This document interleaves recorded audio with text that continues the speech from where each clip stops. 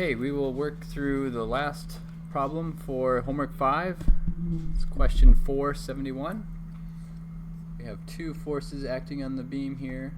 My pen on.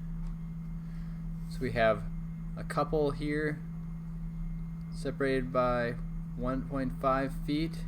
We have another couple operating at the end of the beam. We have a distance separating them in the vertical direction, 1.25 feet, but we also know that those forces are offset by 30 degrees. So looking at the question, we're trying to find that the total couple moment, the resulting couple moment, is 450 pounds-foot, and then we're trying to determine the magnitude of F so that we have that resultant. And where does that moment act on the beam? So our step 1, we'll recall that our MR is the sum of each moment. So we know this part, we can calculate that first moment, we'll calculate a second moment. So in our second step here, we'll calculate the moment 1 based on what we know. Step 3, we'll have MR minus M1 equals M2. Step 4, solve for F in M2 equals FD. Right, so that's our plan. So we've already got step 1, basically John just recalling that the resultant moment is the sum of all the other moments. So in step 2, we'll find that M1, this is step 2. M1 is going to be F, so our 200 pounds, and our D is 1.5 feet. Recall again that that's the distance separating them, not just the distance to the center of that. So we only have one magnitude of the force times that whole distance is our magnitude of our moment. So then we find our moment here is 300 foot-pounds.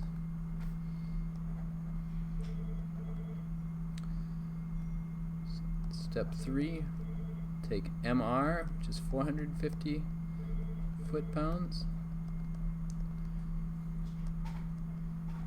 equals 300 pound-foot minus M2. Let me scroll down a second here. So then, rearranging that, we find plus M2, excuse me, it's a plus sign, so the sum of those. So M2 then equals 150 foot-pounds. So in step 4, M2 equals FD, and in this case we'll have to correct our D a little bit, or our F, however you look at it. So we have this 1.25, we also have this offset, the 30-degree offset. So if we look at this as mapping F onto something perpendicular to D, so here's our D direction, it's this direction. If we map F onto that, sorry, this one's going the other way. If we map F onto these lines here, we'll have to multiply by the cosine of 30. So M2 equals 1.25 F cosine 30. So we're taking that horizontal component of that. So we'll use that in our equation down here. So we know this is 150 pound-foot, or foot-pound, depending on how you look at it.